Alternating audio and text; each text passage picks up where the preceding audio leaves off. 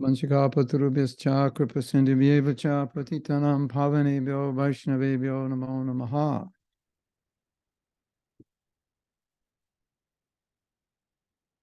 Kum karuti vachalam pangulangayate girim yakripatamaham vande Sri Guru Dinatarinam.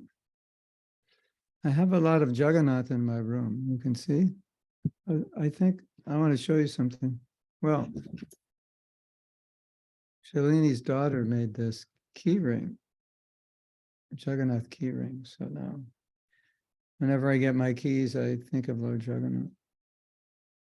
It's kind of nice, right? I showed you another deity I have. If you look, you can hardly, well, hold on.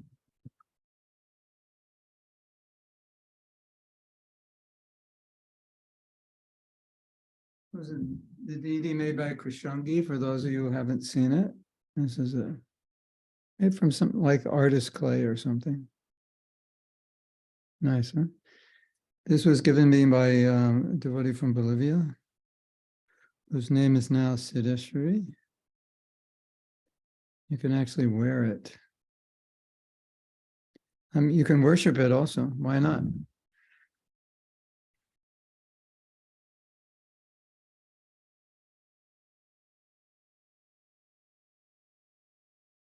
And the same devotee who made this, oh yeah, and behind me, you see that Lord Jagannath right there? That's from Sydney. She made that. And the same devotee who made this made a box. See, there's a box. And Lord Jagannath. The Lord Jagannath has come. It's a box. It opens. Lord Jagannath has come to me. So this actually could go on the altar, right? Maybe let's do an experiment. Let's see.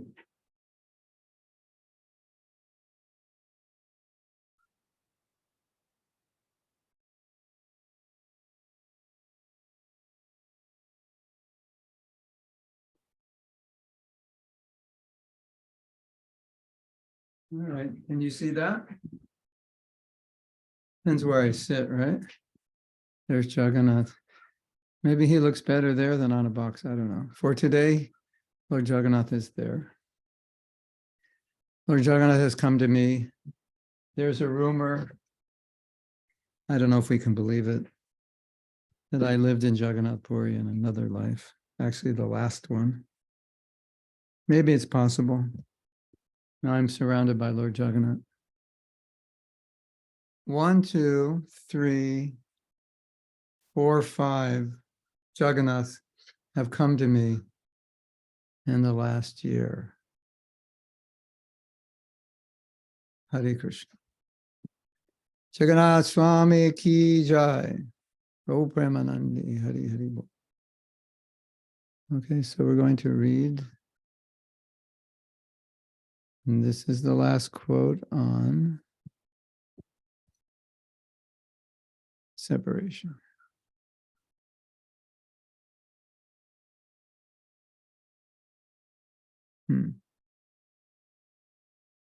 Your statement that my visit, hold on, I'm going to move this to a Word document and I'll just read it.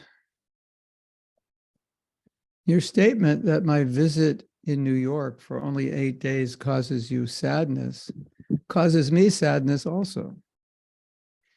When Rupa Anuga wanted me in Buffalo, I did not directly confirm it, but I asked him to consult with you. So after his consultation, you have agreed to his proposal and should not be sad at all. But I know the cause of your sadness, that you want me for a longer time there in New York. And similarly, I also want to stay there for a long time because I like New York more than all other cities. This is because my first attempt was begun there. So I have got some affection for your great city. I think if possible, you should also accompany me to Buffalo. And if possible, Rai Ram may also come with me so that we can together, at least up till April 22nd, we can stay together. If you like, you can also come with me to Boston. This would be a very nice idea. But I do not think your occupations will allow you to come with me and stay for a long time. So Prabhupada he's saying, well, if you're feeling separation, come with me. You can travel with me. So that's nice, right? Prabhupada's feeling the pain of their separation. He's feeling it personally, but he's probably feeling more their pain than his own. And so he's inviting them to come. And then he's saying that, well, you were agreeing to let me go to Buffalo, which is another city in New York. And you thought it was a good idea. And now you're feeling separation. So Prabhupada is acknowledging that it's a reality. We will feel separation, but emotion is part of life. Do you want to feel separation, or do you want to feel no emotion at all? That you can think about. I think at some immature or bewildered state of bhakti, a devotee may think, well, I don't want to feel any emotion because that way I will be detached. But bhakti is all about love, and love is the highest emotion. So how can we ever think that I'll become detached by feeling no emotion? No, you become detached by feeling emotion in relation to the devotees. Love of the, we don't talk so much about love of the devotees. We talk about love of God or love of the Guru, but there's also love of the devotees. We feel separation from the devotees. And so that's good. So if you're actually feeling separation from the devotees, that emotion is, even though it may not feel good to you, it's actually purifying. Because it's better than feeling like I don't want to see devotees, isn't it? You ever feel like that? I don't want to see any more devotees. They're driving me crazy. Well, yeah, you're all going, I felt like that. Yeah, that's okay. Shastra says, choose your friends wisely. Some friends are best kept at a distance. That way the relationships stay good. When they're hundreds of miles away, you get along just fine. So sometimes that's necessary. But if we're feeling separation from a devotee, and that separation is painful, but at least it's in relation to a devotee. Sanskrit is called tadyanam, something in relation to a devotee. So if the pain is in relation to a devotee, and the pain is because you love the devotee, that's good and it's welcome, and we should love the devotees. And that's so helpful for our bhakti. When we are immature in bhakti, one of the ways we foolishly try to become detached is through aversion, or through, we're trying to become detached through neutrality. So either I hate something, and as long as I hate it, I won't become attached to it. Or I'll just be neutral. And neutral is good, but you have to be careful, because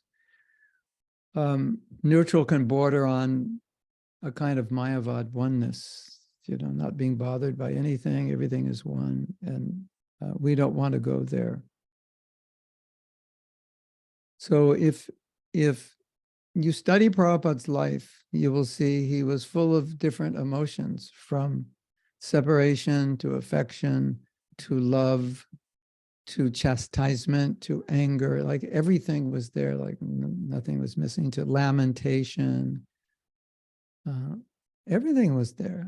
Prabhupada once told his son he wasn't a good husband. He lamented, said, your wife was very nice, I was not nice. So even lamentation was there. So all these emotions have their place in bhakti. So it's not like we don't want emotion, it's just like we want it in relation to bhakti.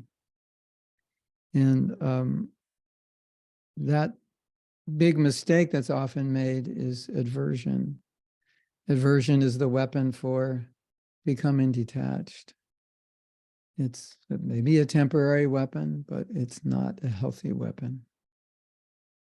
Because ultimately, detachment is a byproduct of loving Krishna, becoming attached to Krishna. And aversion does not necessarily mean I'm attached to Krishna.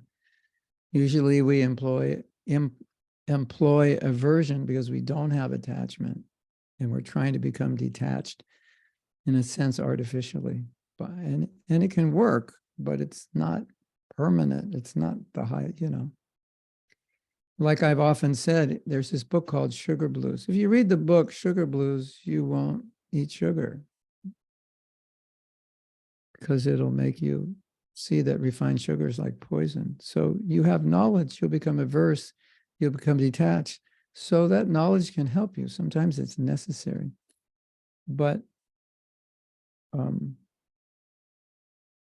there has to, if that aversion, of course, we know aversion borders on attraction. So that's also there.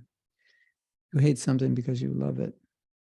No one ever told me they hated me who didn't say they loved me before that. The people who never said they loved me never said they hated me. How about you? You have that experience? It's only the people who say I love you that say I hate you. So attraction and aversion can be, as we know, the same thing. But anyway, this is,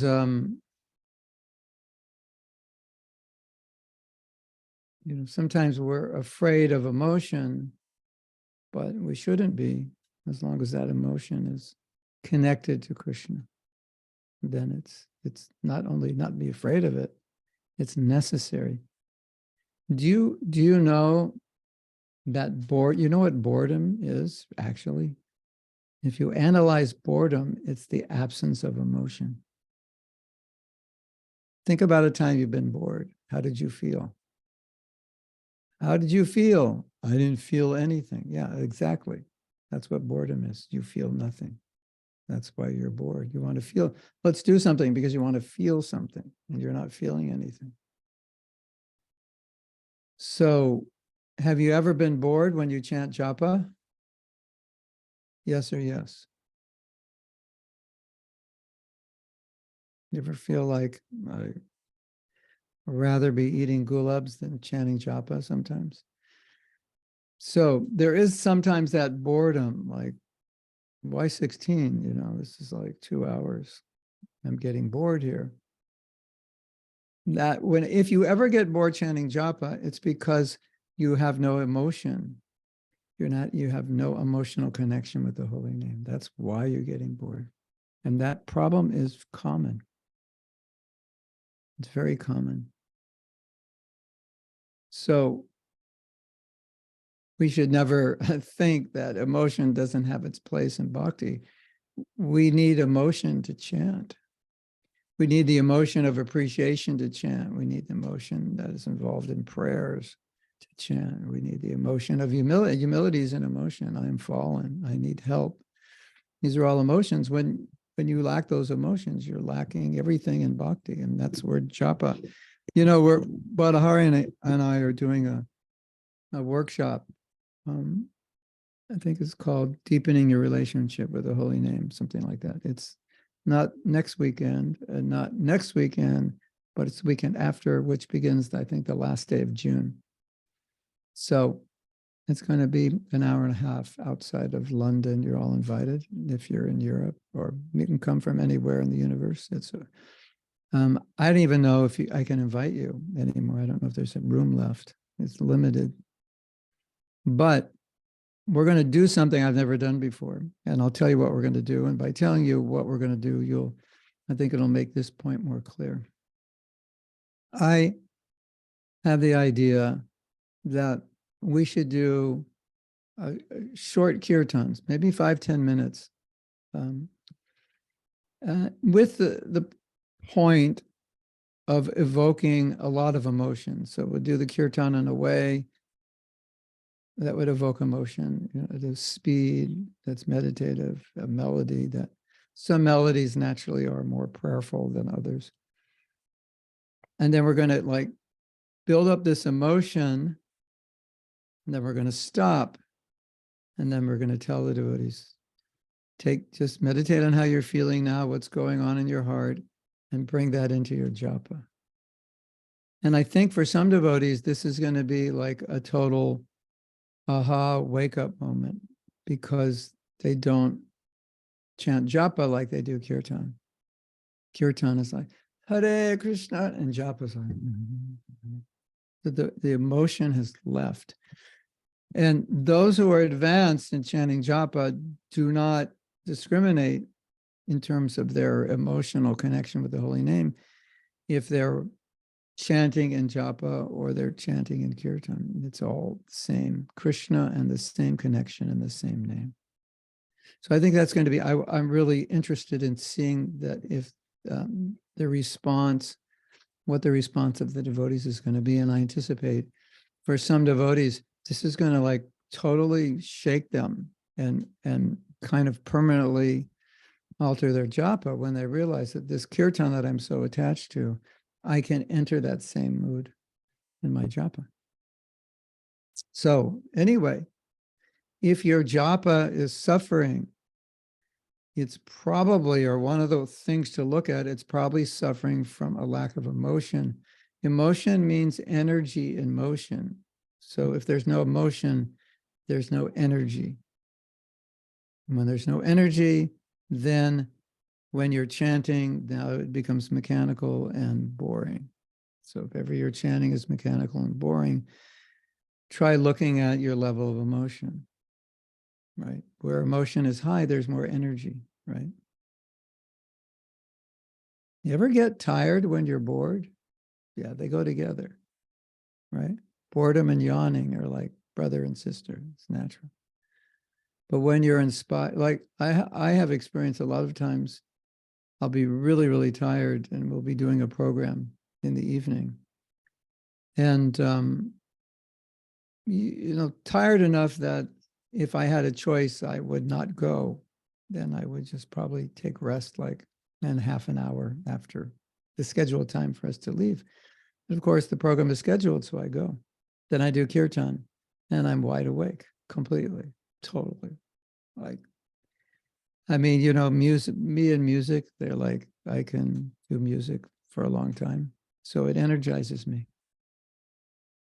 So sometimes when the body feels tired and weak, it's not tired and weak. The mind's tired and weak because we're bored, or we're nothing exciting going on in our life, or we think about work. Have you ever thought about work you don't like to do and started yawning? Has that ever happened to you? Just the thought, and say, okay, now we're going to do this. You start yawning. And I go, now it's time for pizza and ice cream. And you're like, now you're talking. Now you're talking. Then you get energized, right? So there's so much energy that's coming from our thoughts. And so, but that energy, it's all through inspiration, which is an emotion, and other emotions that are causing inspiration. So I think this helps us understand the importance of emotion and not think of emotion as something antagonistic to bhakti, or, you have to be a woman to be emotional, and I'm a man, so I'm not gonna, allow myself to fall down into that. Or emotion means emotion as opposed to philosophy. Either you're emotional or you're philosophical, and they're opposite, and you're one or the other. And if you're emotional, your brain is not philosophical. It's nothing about that at all. That's completely wrong understanding. Hare Krishna. Hope that's clear. Okay, so we'll continue reading. All I have to do is find what I was reading. Okay. So there is no cause of becoming sad.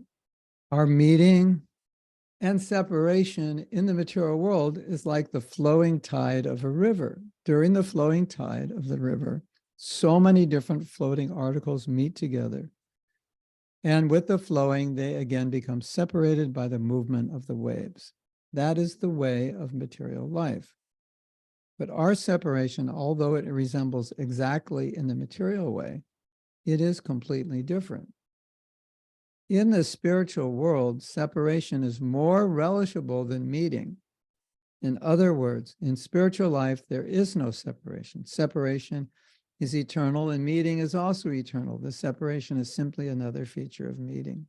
So we've discussed this, of course, at length.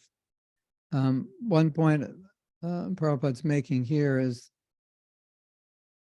the nature of material life. It's like something's floating and some article is floating in the water, another article is floating in the water, and they bang together and then they separate, and that's the nature of relationships in this world. But the beauty is it's not the relationship, the nature of relationships in the spiritual world, because even if we are separated from the Vaishnavas, separated from our guru, they leave their bodies and so forth.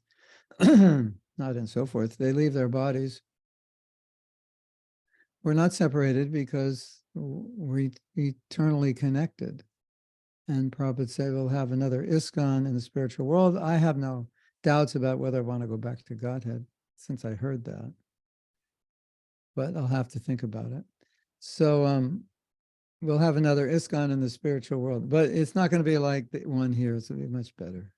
No politics and no abuse and none of this. So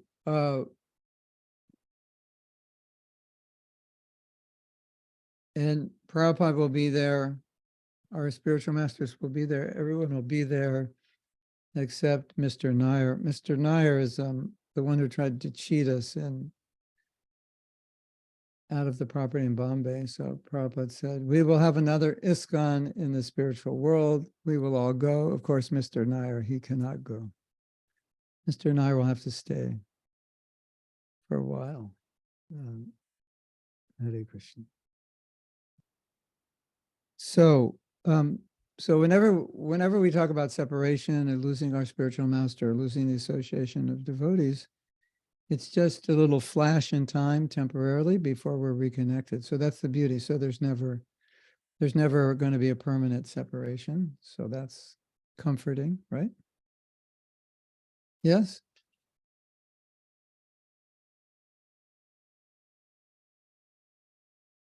Hare Krishna. There's ginger in here, so I'm shaking it up. Ginger and minerals.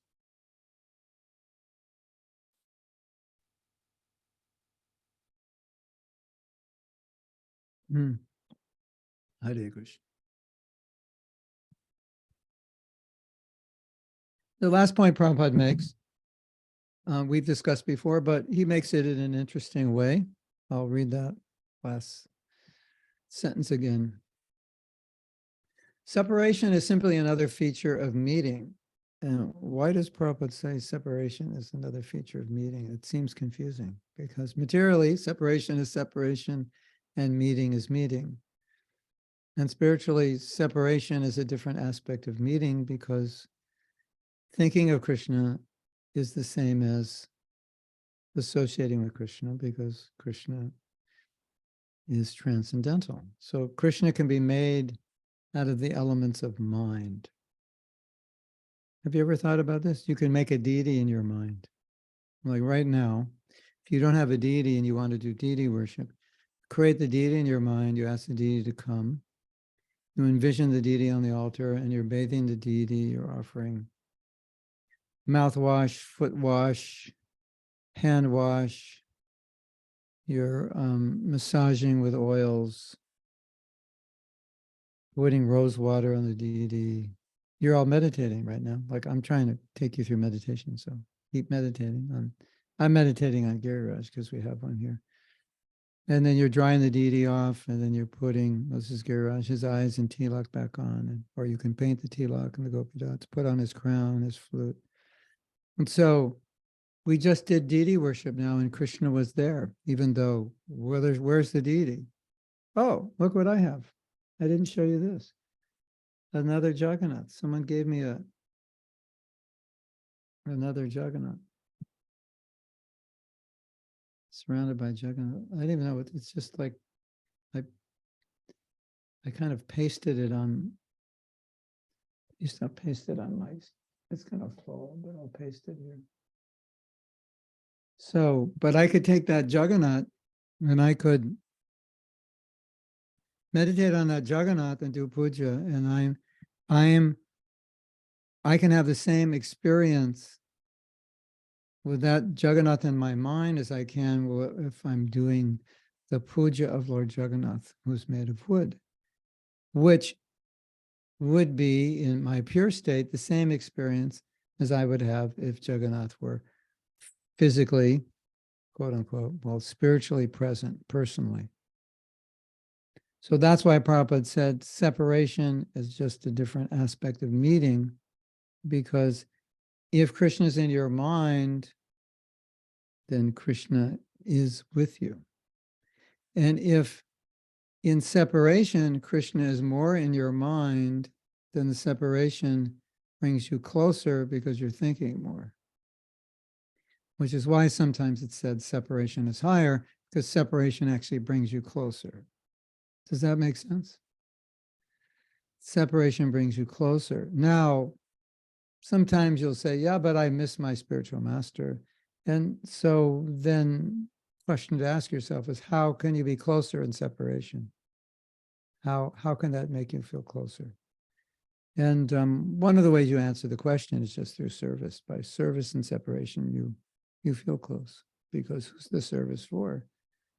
It's for the person you're separated from. Do you know, this is very interesting, that when a person dies, you want to do something for them, like offer prasadam to the Vaishnavas in their name, or maybe every year in their name you'll give some money or sponsor some feast or something. This feast is sponsored, like at the manor, right? In Nandita, they always have picture of someone's mother or father who's deceased, and they've given some donation for the day, isn't it? For the deity worship or something. And then it's sponsored in the name of that person. So that's a tradition. But someone told me something interesting about this tradition. He said, it said you should offer prasadam for your departed ancestors, but if you're a devotee or they're devotees, it's not really necessary. It's nice to do. It's a nice service. But all these ceremonies that are done for departed ancestors are really done for the benefit, not of the ancestor, but for the son or the daughter, the relative, so they can do service to that departed person, because by doing service, they feel closer. Isn't that interesting? Like Master Stali, if you ever do something, for your departed mother or father, on their birthday or the day they left, and you offer some puja or some donation, you feel better because you feel like I've done service for them. You feel connected, right? And so in that way, when you're serving someone that you're separated from, you feel close to that person. And so it's easier to realize after the spiritual master departs than it is when he's present. But you can still realize it when he's present. But when he departs, you have no choice. It's the only way you can get the association. You always have the option when he's present to get his association personally. But when he departs, you don't have that option. So this is the only way you can obtain that association. And for all of you who want Prabhupada's association, that's the only way you can obtain his association, is by serving his mission, helping expand the things that Prabhupada wanted. And you feel like, well, I'm serving Prabhupada. I never met him, but I'm serving him. I feel something special, something close to him. And many devotees feel very close to Prabhupada, feel like in some sense they knew him. So that's the power of service.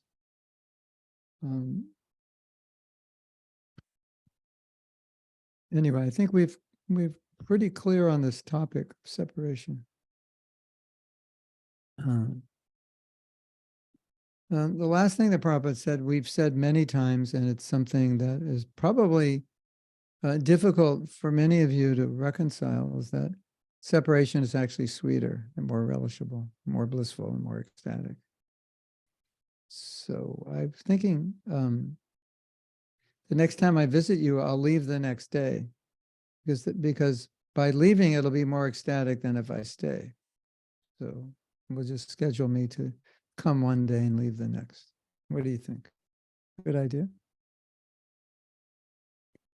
No, you don't like that. Yeah. Anyway, let's sometimes what we have to do in spiritual life is we have to listen to something Prabhupada said, and then we have to think, I don't really understand that.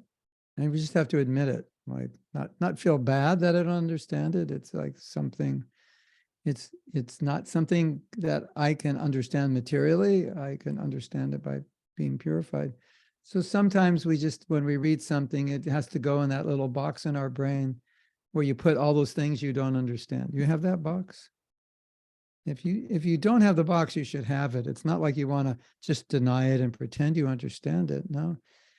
We read something Prabhupada said the other day about separation from Radha and Krishna, and to a young devotee, he said, you'll not understand much about it yet, gradually you'll understand. So it's not unusual. In fact, it's normal. There will be so many things we won't understand. So this separation is better than meeting. For some of us, it's just going to go in the box. Like, I don't get it. Like, I don't like separation. You know, it's like we think materially, like how could not eating and thinking about a meal be better than actually eating it? Well, it's not materially, right?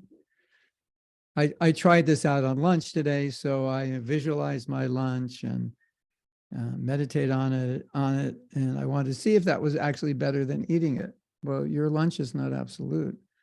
So certainly it's not, it's better to eat it. And so then we transpose that idea on Krishna consciousness, and so, because our experience is, if you have it, if you have the car, it's better than thinking about the car, right? And Prabhupada's saying thinking about the car is better than having it. It's like, that doesn't make sense. I don't have it. But when you think about Krishna, you have him. When you think about Guru, you have them. That's the difference. That's the point. So anyway, these are things to meditate on. We've learned a lot over these, I don't know how long we've been on this topic, but we've learned a lot. A lot of things have gone in. We're understanding something, that this is not the way the material world is, and that separation is actually more blissful because it creates more emotion and a more concentrated meditation. Therefore, it's better. And we're always thinking, no, you have to have it. You have to taste it, touch it, smell it. We're dealing with transcendental senses. They're not interacting with gross material objects. So once you make those distinctions, then it starts to make more sense, doesn't it? This is a relationship which is beyond 3 dimensions. And you can access that relationship through service, through thinking, and in separation. If it causes your emotions to become more intense and in a good sense, and your thinking to become more intense in a good sense, then it actually can become more blissful somehow or other. And many times I told this story, for those of you who may have forgotten the story or don't remember me telling. There were many devotees who preferred, especially book distributors, who could have spent time with Prabhupada when he visited their temple, but they felt closer to him when they were distributing his books. So they would go out all day, even though maybe they could have hung around and listened to Prabhupada speak to some guests, or go with Prabhupada when he went to look at different departments in the temple. They said, no, I'd rather go out and distribute Prabhupada's books. I feel closer to him in this way. So even then they had that experience. So it's not unusual to have that experience. Hare Krishna.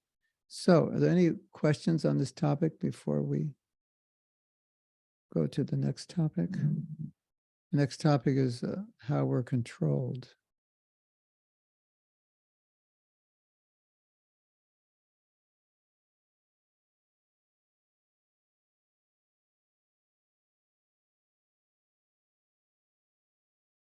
Krishna Premi says, is it true one can worship Patita Pavana at home, which can have, Patita Pavana is that deity of Lord Jagannath in Jagannath Puri. That's by the entrance gate that everybody can see. So those who can't go in the temple can see him at home, which can ever lower standard than Gauri time. When it comes to deity worship questions, I can answer basic ones, but that's not a basic one. So Lord Jagannath is very merciful. What's a lower standard than worship of Gaur Nitai? What does that mean? Keep them in the bathroom? I like the standard of Gaur Nitai, it's so low already. It's just like one artik and one offering. How low can you go? You mean just put them on the altar and say hello and good morning and good night like that? No.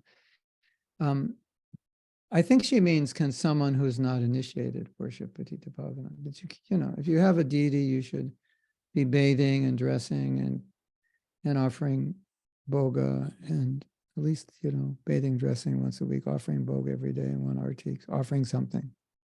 That's a standard. Can that person not be initiated?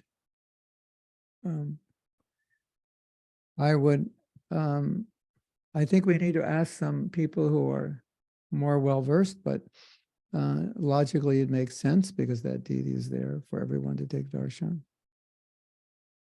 And we had this tradition when Prabhupada was here to have Jagannath deities for children, because children like Jagannath. And so the children would worship Jagannath. And this is also interesting. It's a little history of ISKCON. I came to the temple in California in a place called Berkeley. And the first visit was October of 1969. And there was a devotee there who was a pujari. And I don't think we had elaborate deity worship. I don't think we had 6 artis. But anyway, he was the only one I ever saw do artik. I never saw anyone else do artik. And he was not initiated. And the deities were Lord Jagannath.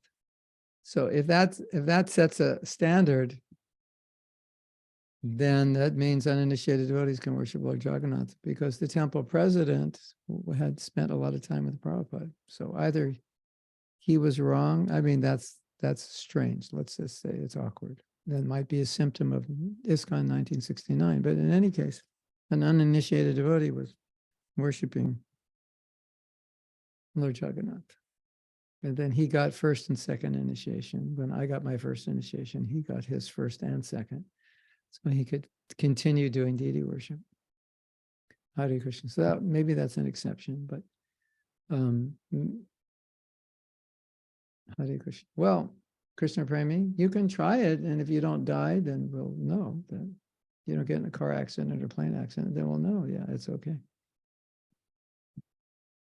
What do you think? You want to be the guinea pig? We probably have so many guinea pigs already, and they're still alive, so. I think Vanarati's doing it. Why don't you call her up and see how she's doing since she started doing that worship? Tor says that we want to feel emotions associated with Krishna consciousness. What about associated not with Krishna consciousness? Emotions in relationship with family work, etc.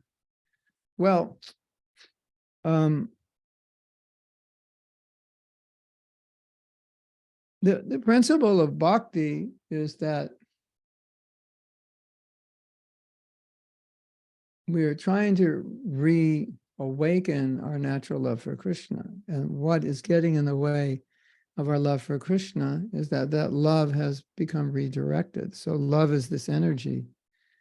And this energy goes through the prism of material consciousness, and then it turns into different colors, which means that love is going in perverted directions.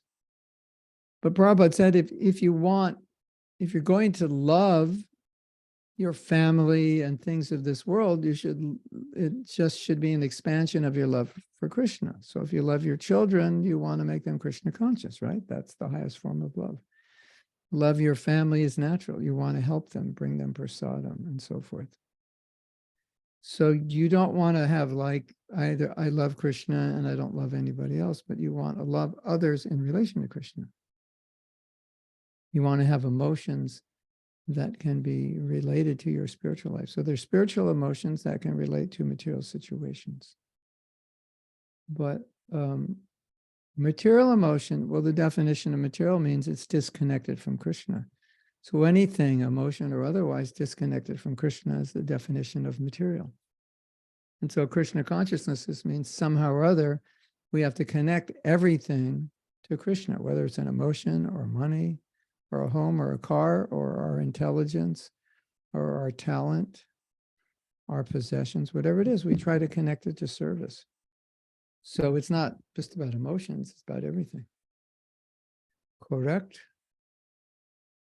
If you love somebody, then you want to connect everything to them, right?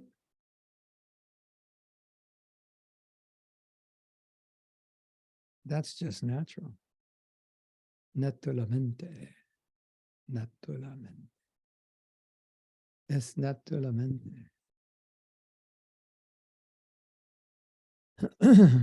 Prabhupada once said, maybe you've heard this, he said, there was a movie about our movement, and it showed some devotees making garlands for the deities, flower garlands. Flores. Garlands de flores. Garland de flores. Yeah, flower garlands.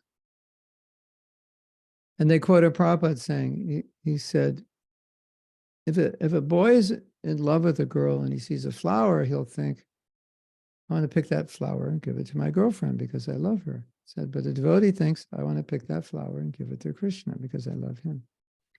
And so if you love your husband or wife, you pick the flower, give it to your lover, Krishna, and then give it to your lover, your husband or your wife. So now it's in relation to Krishna. So that's the way you love your family. You give them prasadam, right? So you take your love of Krishna and your love of Krishna expands into everything, right? If you love music, then what do you sing? You sing, Krishna, I love you. Krishna, I want you. Krishna, I need you, right? Otherwise you sing, baby, I love you. Baby, I want you. Baby, I need you. So it's, it's a very slight difference, but because you love Krishna, you connected to Krishna. Then everything is good. And then you share that emotion of yours with the world. So you share your song, Krishna, baby Krishna, I love you. Yeah, you can say, instead of baby, I love you, baby Krishna, I love you. And then you share that with the world, and that's how you love everybody. And then Prabhupada gives the example. He gives an example. Un ejemplo. Un ejemplo. Un ejemplo. I just had it listen, Nandarada, I listened to this app today on Spanish. And I realized by listening to it that I was mispronouncing so many words. It said, I used to say Anglas, it's Ingles. Right? Entiendo, entiende. Ustedes, señorita, señor, no hablo español. It gives you the perfect pronunciation. Hare Krishna. Yeah, so this was Prabhupada's idea that whoever you love and whatever you love in this world, your first love is Krishna, and then you give them your love of Krishna. And that's how you truly love somebody. And so the example Prabhupada gave is that there's a boy who has a disease. I forget what disease it is, but the doctor said, don't fast because if you eat, it could kill you. So the brother doesn't know that, and the brother comes to see his brother, and he finds that his brother is fasting. And he said, this is horrible, you're fasting. I love you. I'm going to cook for you and feed you. And he cooks for him, and the boy becomes sicker or kills him. So that was his love, but his love was lacking a complete understanding of what love is in that context. So you can try to love people in this world, but your love may be like the brother feeding the sick brother food when he should be fasting. So the help we give to people may ultimately be harming them. But if somehow or other you can give them Krishna, then they'll become ecstatic and you'll become ecstatic.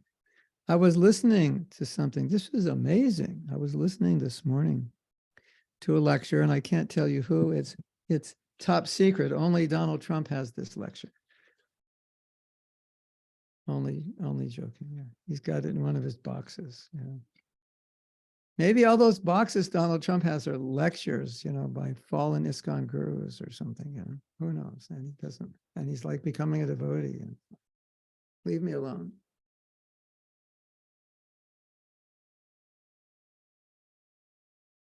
For various reasons, even which I'm not certain yet, this lecture, I can't share it with you because it hasn't been shared publicly yet. I'm not sure why.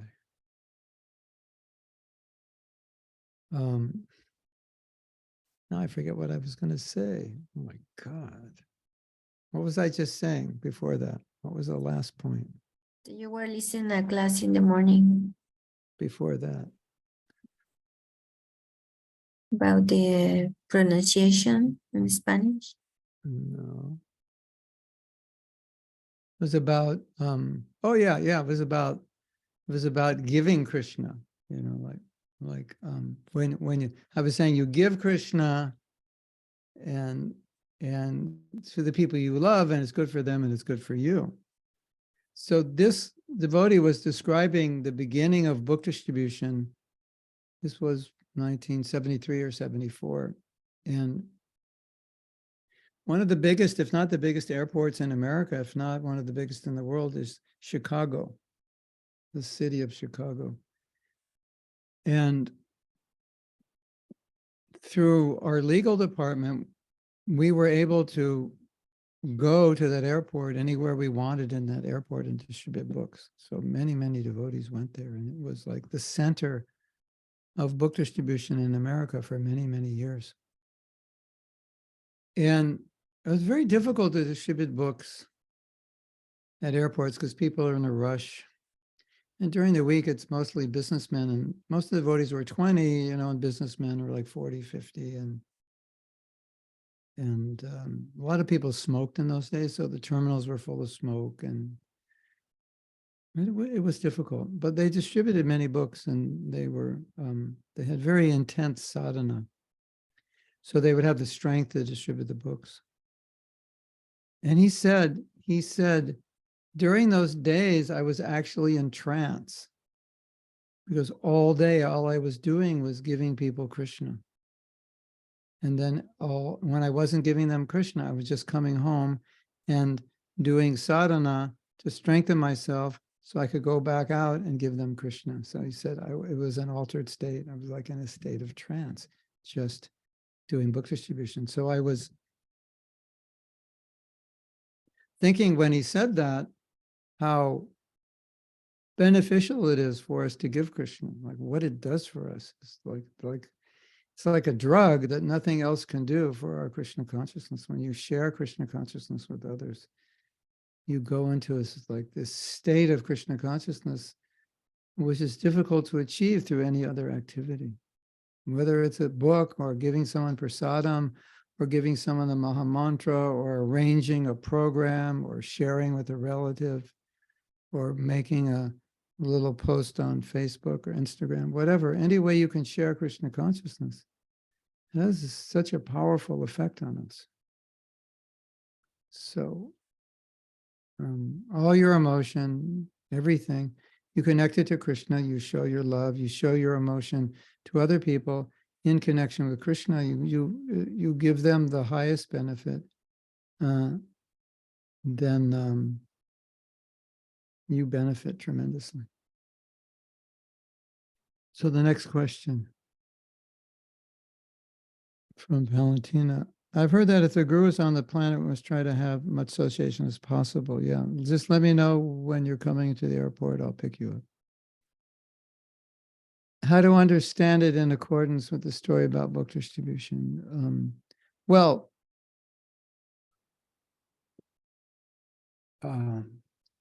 weather's nice here now, Valentina.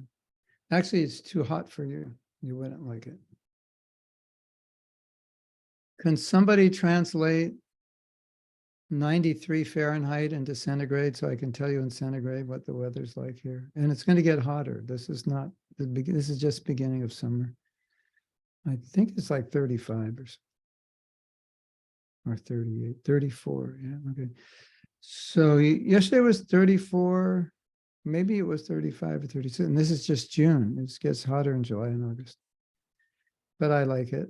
But so in answer to Valentina's question, is she's asking, or she's heard it said, and rightly so, that when the spiritual master is present, we should try to get his association. And that's true, unless it's impossible, like you're in Russia and you have no money and no time, and you have a job and a family and you can't. What to speak of trying 12 months a year to do that, and then you have no other life, then, you know, so obviously not practical. So we want to serve the mission of the guru. And so if we're just always trying to be in their association, even if they don't need us, even if they didn't ask us, that's not really service. But when we can, like when they come to Russia or when you're in India with them, yeah, of course, then you try to get that association for sure. So it's a balance of association and service. So you don't want to give up your service to get association. And so they're both extremely important. But it's good to remember that Srila Prabhupada said, I only met my spiritual master maybe 6 times in my life. So that teaches us that the disciple who came out the most successful had the least association with his spiritual master. That's what it teaches us, right? Now, Valentina might say, well, if I'm going to come out successful, I need more association. And say, yeah, because, you know, Valentina's going to say, well, you know, I'm not Prabhupada, so I'm like, I can't compare myself. So that's true. But Prabhupada is also Acharya, so he's also setting an example. And that's the example. The one who gets the most association is not necessarily the one who goes back to Godhead first. You can also work the other way around, because there's a verse in Shastra that the sun, when it causes the lotus, I think the sun causes the lotus to open. Is that right? That's a mudra if you're a dancer. Right?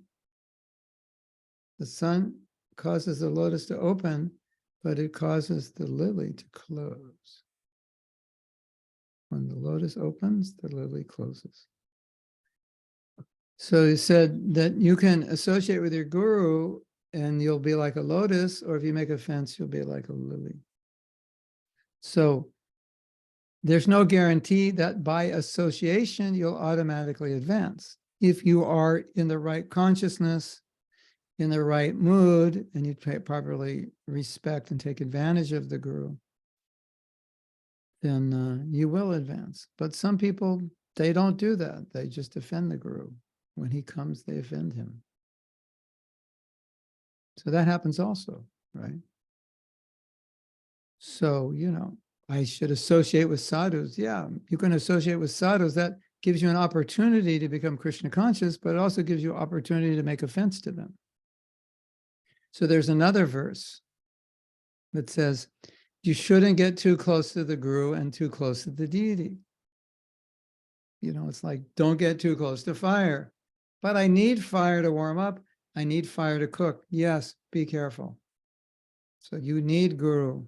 You need to be close. You need that association, but be careful. Because if you get too close, then you could create havoc also. Right? Correct? So the answer to your question is yes and no.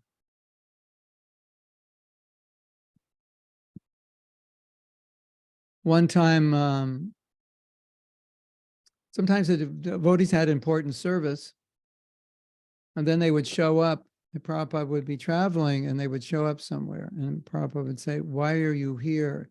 You have important service." So Prabhupada obviously knew they were there because they wanted his association, but he didn't want them there because they were not doing important service. So that's another consideration. Yeah, I have important service my guru has given me, which I have not done, and I could do it now, except I want to go visit him. And in that time I spend visiting him, I could actually finish the service.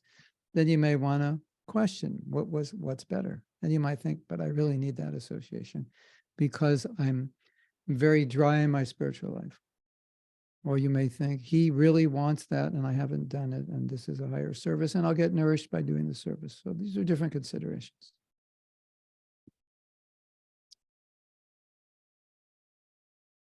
So are you, Valentina, are you more confused or are you more clear?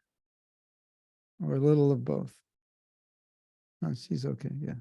Sometimes I don't know. Sometimes I think after answering a question, the devotee is more confused.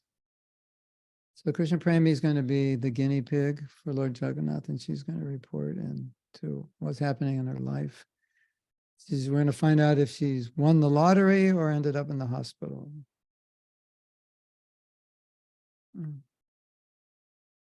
I heard he doesn't even need artis, just water. Whoa. Well, find out from someone who has heard from Parampara, because a lot of things we hear in ISKCON get filtered down through the rumor vine, and by the time they get down to a few people, it's not the same thing as it started out to be. So try to speak to someone who's knowledgeable about puja, who knows. I mean, Venarati may know.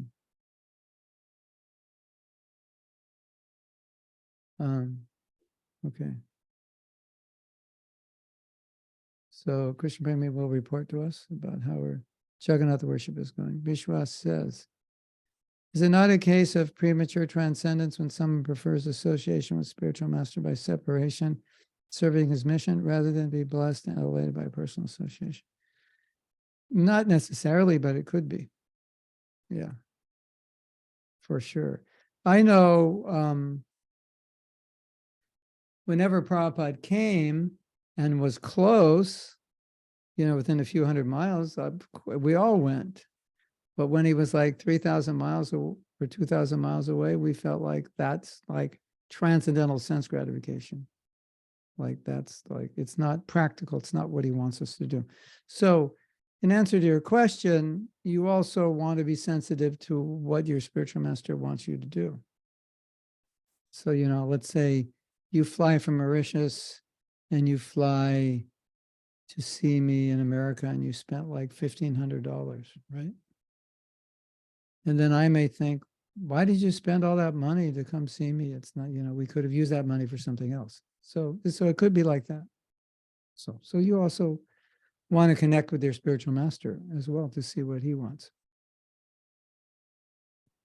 So again, it can go either way. It depends on the situation. But you're right. If you think I don't need association, I can just serve and everything's fine, and everything is not fine, and you actually do need association, then yes, you should get it. So you, but maybe everything is not fine because you're not following his instruction. So then you go all halfway around the world to hear the same instruction that you should have followed that you're not. So, you might say, yeah, but I need to see him and get it directly from him in order to follow it. Okay, that may be, we understand that may be, but ultimately it needs to be better than that. Okay, now we have another question. What's better, to follow instruction and keep preaching our own city, place, yatra, or move ourselves to be close to the Guru in order to render service? Oh, that's easy, just ask him. We're trying to start project in Hawaii. All right. So when the project's up, then you can ask me, can I move to Hawaii? And then I'll say, yeah, move. We need people. But if you ask me now, I'd say, no, stay in London and preach. See, it also depends what you're doing. If you're like, you ask your guru, can I come, be with you? And you're doing nothing anyway. Yeah, might as well come. It's better for you. But if you're doing a lot and things are going to suffer, then there may be a consideration, or maybe it's better you stay. People depend on you and so forth. So there are different ways of looking at it. We're sitting in front of Jagannath, right? Yeah, I think this is a very practical question, time, place, circumstance. But here's another idea. It's a question. Can association with the spiritual master be sense gratification? Yes or no? Raise your hand if you think association can be or could be turned into sense gratification. Yeah. I just want to enjoy my guru and just sit there and look at him and smile and like do nothing all day and just listen and not really even follow anything he's saying, but just be around because I really like it.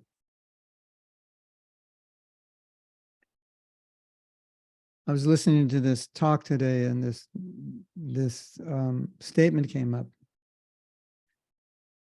Don't eat what you like, but eat what likes you. So I started thinking about that and said, yeah, well, austerity means to do what you don't like, but it likes you. That's what austerity means, right? I don't want to do it, but it's good for me, so I do it. So, that's always a consideration. Maybe it's good for me to be with my guru, or maybe it's just like chocolate cake. I like it, it makes me feel good, but cake doesn't like me. So, you want to consider these things. I heard that and I made a post so you can see it. Yeah, maybe it's already out about that. I was thinking, only don't eat what you like, eat what likes you. Don't do what you like, do what likes you. Or if you do what you like, make sure it likes you. And do what you don't like if it likes you. That's also necessary.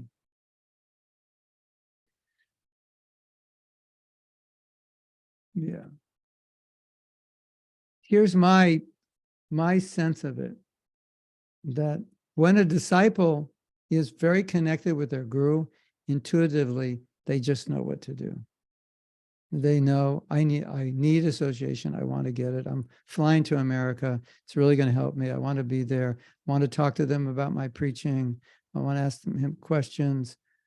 I want to get the association, and I know this will help me. And I know how connected he is to the preaching, so I know this is really good.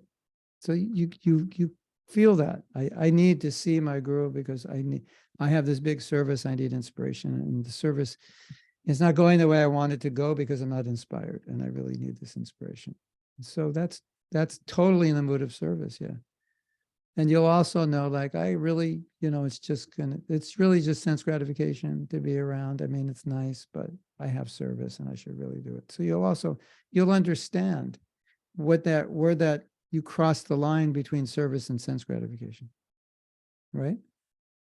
Now, if your guru writes you and says, come and see me, or you write him and say, can I come and serve you? And he says, yeah, of course. Did you know? You've been cleared. You've got the passport. It's all good.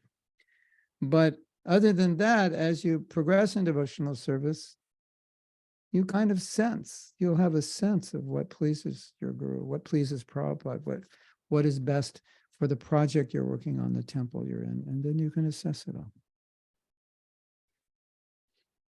At least that's my experience.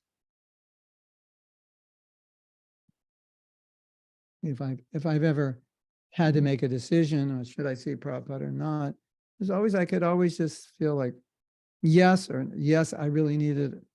This is really going to help, or no, it's just going to be sense gratification. I'm just going to enjoy his presence, and rather than become motivated to serve, I'm motivated to just do nothing. And that can also be there, and just want to hear and bathe and in the nectar and so forth. And if the mood is wrong, then it doesn't, the seed is planted, but it doesn't grow. So it has to be that seed of service. Service is everything. It has to be that mood.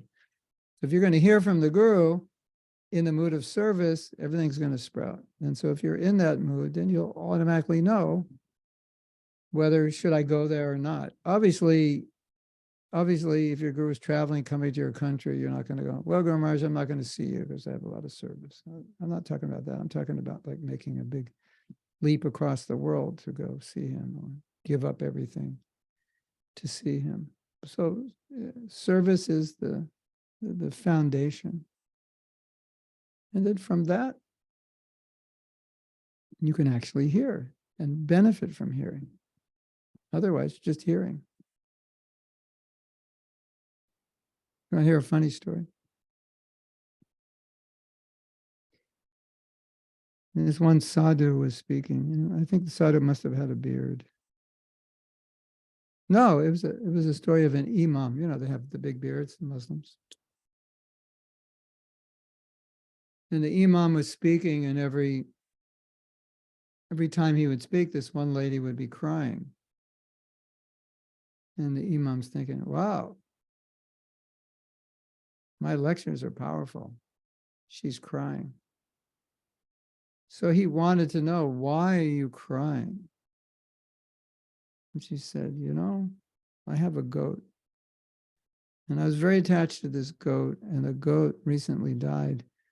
And when you speak, when you move your beard, it reminds me of my goat who died, and that's why I'm crying. So, Hare Krishna. There are different reasons, you know, we may want to be with the guru, and not all of them are good.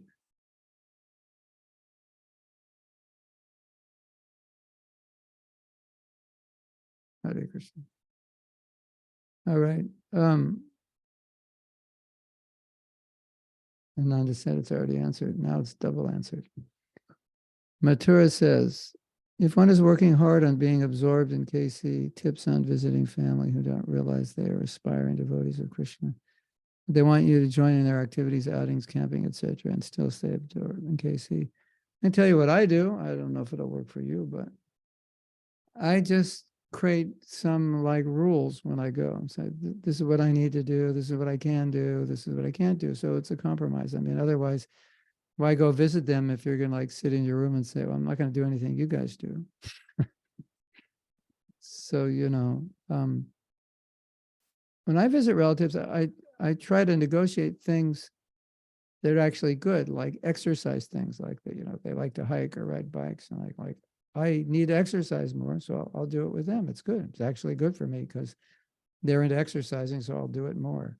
Or, you know, or I'll do something like, hey, you guys want to like fast, or, you know, we'll only eat once a day and we'll drink like a gallon of water a day. And they go, yeah. So that's like, you know, a time. So now I have someone to do it with, like to fast with, a partner. So I try to do that. That's one thing. Try to find things they like to do that would be beneficial for me. And then I just let them know my schedule, and I'll say, you know, if we're going to do anything, you know, I need till such and such a time, because in the morning I need to chant and read and get my act together. And I also need to go to bed at this time. And this is what I can eat and can't, and so on. And so obviously you have to make some adjustments and compromises to some degree when you're with them, but that can be minimized as far as possible. I think the biggest problem, and we all know this, but it's, you know, sometimes you know something, but you never state it. So it's like, you realize it's so weird. You know something is wrong, and you keep doing it until you state that it's wrong. And once you state that it's wrong, you're like, oh yeah, we shouldn't do that. It's like when you hear a class and someone states something, and you're like, yeah. And you've been making that mistake, and you know it's a mistake, but you never actually sat down and told yourself, this is a mistake, right? So this is going to be one of those statements. The difficulty in association with people who are not Vaishnavas, even though they're very nice people and have very good qualities and may be spiritual, the difficulty is you can't discuss Krishna consciousness with them because they don't know, although you could discuss philosophy. So the thing is, when you're with people, if you can discuss spiritual philosophy, it's very enlivening and inspiring. But if you can't, it makes it difficult because then you're listening about Donald Trump and politics and the war in Ukraine and this and that. And I don't know what's going on in England now. The latest, politics in England and whatever country is it you're in. So you have to listen to that. And hearing is the most powerful consciousness forming. I'll just use it neutral here. Consciousness forming. So your consciousness is being formed by what we hear. So like if I'm with relatives and we can talk about something significant, meaningful, deep, even if it's not Bhagavatam per se, but that's the nature of our consciousness will stay in Krishna consciousness because of the discussions, even if it's just like intellectually stimulating, because intellect and soul are very close and spirituality is very related. So I would try to keep the kata as much as possible directed that way. I mean, you can do it yourself by directing the conversations, if they have that nature, if your relatives have that nature, they're so inclined. So that is the worst part of not being with devotees, and sometimes, men, I think, are much more attracted physically to women than women are to men. Not to say that women aren't attracted to men with big muscles and nice tattoos and button-down shirts that are half open and so forth. But men are more attracted to that. And often when a man sees a woman that he's specifically attracted, he starts thinking, I would like a relationship with this woman. And that woman may not be a devotee, right? So my question to that man, or if that ever happens to you as a woman, my question to you is, what are you going to talk about with that person? And then you immediately realize it's not going to be about Krishna. So could I spend my whole life living with someone just because they're good to look at and they have all the curves in the right places who I can't talk to Krishna about? Would that be hell? Of course it would be. Because hell is a state of consciousness, right? I'm like, okay, so-and-so Prabhu, what if I'm the magic genie and you just pick out the woman off the street and she's yours and I bring her home? Like, what are you going to do? Well, we know what you're going to do. And after you do that, what are you going to do? What are you going to talk about? You're not going to talk about Krishna, right? Well, and you even shouldn't do what you were going to do, because you shouldn't do that unless you're married. So that's important. Like, our closest association, our closest friends are the people who we can talk about Krishna with. And if we can't talk about Krishna with somebody, it's like putting cement in our brain. That's what it feels like to me anyway. Like, or mud or something. It's just like, it's like eating a sabji that has no taste, which is kind of how most vegetables are today, because if they're not organically grown, they don't have a lot of taste. So, there's all this kata going on and they're talking, but there's no taste in it because they're talking about the weather, talking about what team won the game, they're talking about who's going to win the election and this, that, and the next thing. And you're just thinking, I have no taste for this. So the people who we become closest to, you don't want to marry somebody you can't talk to about Krishna. And if you've married someone like that, I'm not telling you to get divorced, but what can I say? Make them a devotee, so you can talk about Krishna. Some devotees don't even like to talk about Krishna. That's another thing. We once went on traveling Sankirtan, 4 of us in a van. You ever travel 4 in a van? You better like them, because you're like always within about 1.5 feet of them, 24/7. And this one devotee, was kind of younger devotee, he had special Shakti to speak nonsense. And he had special Shakti to speak nonsense 24/7. And we couldn't get him to shut up. And he actually drove everyone crazy. So much so that one of the devotees just left the party. He said, I can't take this. And he said, just drop me off. And we dropped him off in the middle of nowhere, and he got a bus to a temple, you know. So if you have a friend who's a devotee and they don't like to talk about Krishna, please help them, because that's the life of a devotee. Association. Who can you talk about Krishna with? Only with devotees. So association, why is association so important? Because we need to talk about Krishna. Every day we need to hear about Krishna, we need to discuss it. And so that's very important for every devotee. And you know, if you marry someone and you can't talk about Krishna, at least if you can talk about spirituality and philosophy, something. Or if, you know, the devotee doesn't like talking about Krishna Katha, Krishna Leela, deep philosophy, something. We need to churn. That's how we get realization. That's how we get strength. Right?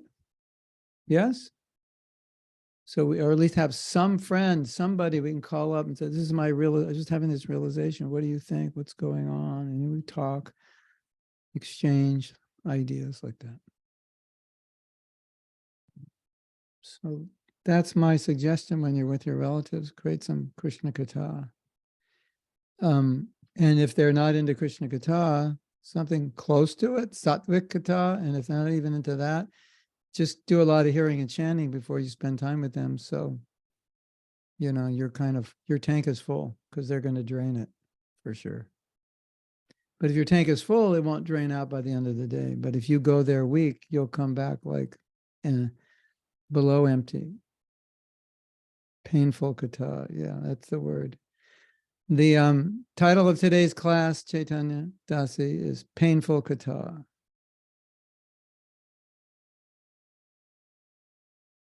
How, so we have a question, how not to take association. Well, this is, if you have connection with somebody and the only relationship is, that the relationship is not based on Krishna Katha, then obviously you have to do what you have to do in that situation. But as I was just saying, there's only so much you can take before your tank runs dry. And then one of the, according to our Shastra, and I don't think it's just according to the Bhakti Shastras, I think this is a principle of friendship and what it means to have association. It means to reveal your mind. That's association. Your closest friends are the ones who tell you their darkest secrets, right? If somebody is not open with you, vulnerable, they're not a close friend, right? Isn't it? It's like they're closed up. You don't feel closeness because there's nothing really intimate about them ever comes out. That's why if you're getting to know somebody, it's really good to find out everything about them, the good, the bad, and the ugly. You just get really to know them. That's how you get close to people. So our Shastra says you get close to people by revealing your mind, like what's, you know, revealing your secrets that you're not going to put on Facebook, but you'll reveal it to them. So that's that's the real meaning of association, is opening oneself up. So when we say don't associate with non-devotees, it means don't reveal what's in your heart to them, because association takes place, the real effect of association takes place when you really open your heart. Now your heart's open, and then whatever they say will get in. That's the way Bhaktivinoda Thakur explains it. So that's interesting also. But still, I don't think we can minimize having to hear so many things that aren't Krishna conscious. So, but anyway, that's what Bhaktivinoda Thakur said. He said, association takes place when you open your heart. So with those who aren't devotees, or those you don't want to be close with, or those you don't want to be influenced by, that you don't open up to them, because that's how you be influenced by them. You're opening who you open your heart to. That's what it means. Question from Facebook. Is attraction a bad thing when a devotee man gives everything to his better half? No, that's what he's supposed to do. Attachment, unnecessary material attachment, which would cause one to take birth again in the material world, is a bad thing. So is attachment a bad thing? No, attachment can be a very good thing. Depends what you're attached to. And it depends how you're attached to it. I'm very attached to my wife. In what way? To serve Krishna, to serve Krishna together. We do service together. I'm very attached to that association. That's one kind of attachment. I'm very attached to my wife. Why? Because she gives me sense gratification. In her presence, I enjoy. So I'm attached that way. So the second attachment will cause your spiritual life to suffer. And the first attachment will cause your spiritual life to grow. So it's just how your attachment is cultivated. It's not, someone said, is it okay to be attached to my wife or husband? Well, like, if you're not, how could you live together? It's like, that's a dumb question. I understand why the question is asked, because we hear about detachment. It's like, well, if you're not attached, why'd you get married? Like, right? Is it okay to be attached to my wife? You must have been, otherwise you would still be a brahmachari. But maybe they're just not thinking clearly. I was listening to this guy talk today. He's a brain surgeon, and he said, yeah, a lot of people don't think clearly. They don't analyze things clearly. Should I be attached to my wife? Well, if you're married now, yeah. If you're a brahmachari, don't be attached to her. And if you are attached to her, get married to her. And then, okay, now I got married because I'm attached. Okay, well, don't get so attached that you take birth again, but be attached to serving together, to helping her become Krishna conscious. Be attached to being a servant, not an enjoyer. That's what it means. So if someone says, I'm attached to my wife, then all the brahmacharis are like, oh my God, another one, hit the dust. But he could mean, I'm attached to my wife because she's such a good devotee and I love serving her, and together we're spreading Krishna consciousness. So that attachment is keeping me very peaceful, and so then it's good, right? But I'm so attached to my wife, I can never give this up. I just want, we're enjoying like Kardama and Devahuti on the aerial mansion, and it's not good for me.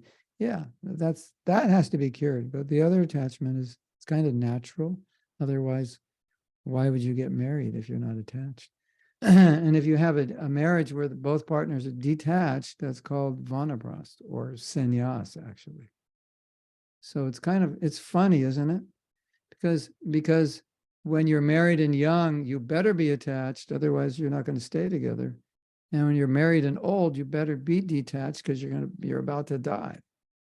So at that point, being attached like you were when you were lovebirds at 22 is not going to help you, because even the good attachment has negative aspects to it potentially. So, and you're expected to be detached when you're older, but you're not expected to be detached when you're 22. So if you get married when you're 22 and at 23 you write me a letter and say, I'm detached, then I'll say, you're crazy. You're not doing it right. If you're detached, you'll have no marriage and your wife will throw you out of the house. Prabhu, I'm advanced. I'm so detached. I haven't spoken to my wife in 6 years. Great example. We'll all follow that example. Join the Hare Krishna movement. You'll learn how not to talk to your wife. And then all the men will think, well, that's good. I don't like talking to her anyway. She just bothers me. Yeah. So if you have all these negative, impressions of marriage and like that, then you can run with them as a devotee and use the Shastra to substantiate them and, act like a crazy guy. So we want to avoid that. Does that make sense? We need more crazy guys on this class to hear this. Okay, Kamalochana, call up all your crazy friends, guy friends, and tell them to come. Tell them they need to hear this. Kamalochan says, don't throw pearls in front of swine because the swine will trample your words and break your heart. Yeah. Okay, next question. Sometimes you get hurt by devotees and you feel disconnected from temple devotees. You feel depressed and helpless when everyone you tried goes against you. How to get out of this thinking? I'm really handicapped in answering the question because I don't know what you did that caused them to turn against you. You know, because you might say, well, all I did was steal all the money in the temple. It's not a big thing, you know, I was poor. So I can't answer your question unless I know what you did. Because maybe what you did is so bad that you deserve to be chastised. I don't know. But I know Ankush is saying, I didn't do anything wrong. They're just chastising me. That could happen, but generally it doesn't. And maybe you didn't do anything wrong, but they perceived you as doing something wrong. So I'd probably suggest finding out why they're so upset and talking about it, number one. But let me answer the question, what do you do when people are upset with you and you didn't do anything wrong? Feel sorry for them, that they need to get upset with you, that it's, you know, they're just dealing with something. They're dealing with some issue. So, you know, just understand that. And don't ruin your day because someone else is upset with you. There's your mantra, Ankush. Don't ruin your day because someone else is upset with you. And I could expand that statement, Ankush, and say, don't ruin your life because someone's upset with you, because a lot of people ruin their lives. Don't they? Yes?